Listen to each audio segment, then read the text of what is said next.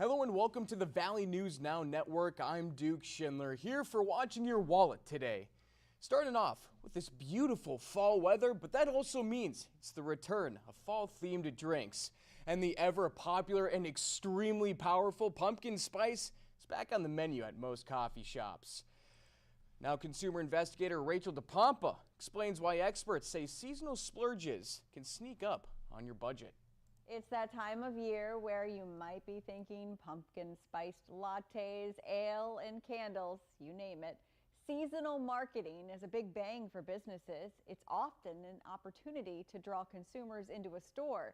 But Leslie Tane, a debt relief attorney with years of experience, says you have to remember you will often pay more for those seasonal items, a sort of pumpkin spice tax. You want to be aware that, during the seasons, each month there are ways that businesses will entice consumers to come in and spend money. So know that when you go in to do the spending for those items that you might be paying more and it might be outside your budget for those items. Tane says it's okay for everyone to splurge every once in a while, to buy things in season because you love to. You just have to make sure you aren't putting everything on a credit card where it will add up quickly.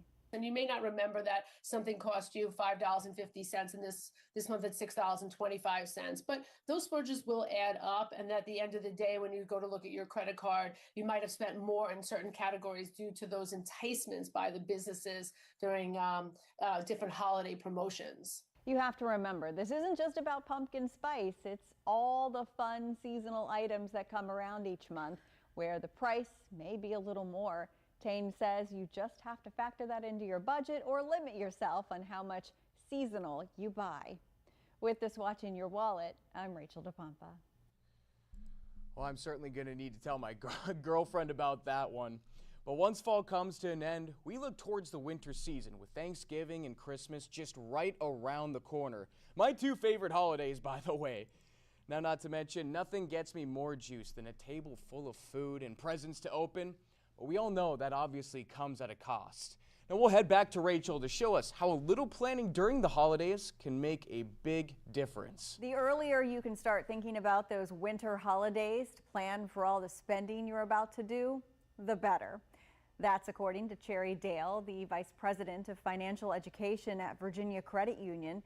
She says there are so many new expenses for us all just around the corner. So you need to save up for those winter costs now.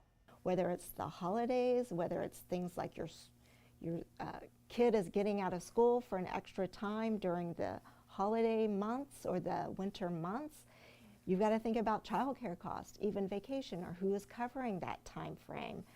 So thinking through what are your winter costs going to be as a family. When it comes to the holidays, most of us just plan for the cost of gifts, but you also need to plan for the cost of decorations, holiday parties, food costs, and hosting family, or the travel you may do to your holiday destination. Thanksgiving can cost a lot of money, especially for the person who is hosting Thanksgiving. So if you can plan for that earlier and looking at, okay, let's spend $100 on decorations this year for Thanksgiving, $100 for the holiday winter months, and then sticking to that budget and shopping for the best deals. It can be a fun thing. When it comes to the gift giving, start budgeting for each person now. Maybe you decide not to buy for every person this year and to draw names from a hat to lower the expenses. Being creative in your gifts can not only be fun, but it can also help save you a lot of money. With this Watching Your Wallet, I'm Rachel DePompa. Thank you, Rachel. And wintertime can certainly be a stressful time of year around the holidays when you're buying presents, putting food on the table, but even regular bills, such as student loans, they can become a hassle. I probably should check on those myself, especially with the recent changes from President Trump's recently passed Big Beautiful Bill. We'll kick it back to Rachel to get you caught up on these changes that are on the horizon. A major overhaul to the federal student loan system is happening, and it will affect the lives of almost all 43 million student loan borrowers. Kate Wood with NerdWallet says the #1 thing to know is that most changes start happening next July, so you are in no rush to take immediate actions.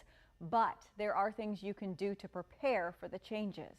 If you are currently in repayment and you're on one of the income-driven repayment plans, 3 of those plans are going away. So Save, Pay, and ICR, so income contingent repayment, are going to start being sunsetted next July. They will be completely gone by July 2028.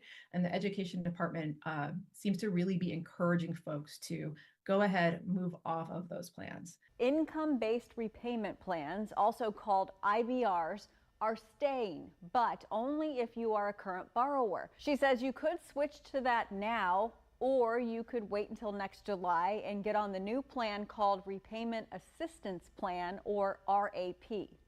There are a couple of key differences between RAP and IBR, and this is going to involve doing some math, kind of figuring out where you are in repayment, how much you still owe, and what your priorities are, whether you're really looking to maximize your chances of forgiveness, you just want the lowest monthly payment, you're going to have to make those calls. Depending on your income, Wood says you might find you have a lower monthly payment with RAP.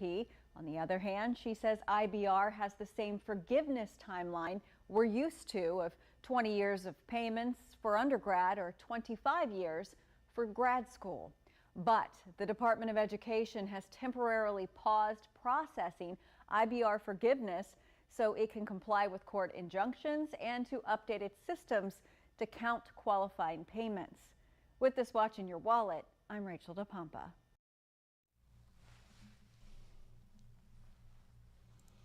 And before we let you go here, scam calls, they've been on the rise. You've probably seen it just about everywhere because it's even happening in our area, with scammers posing as law enforcement.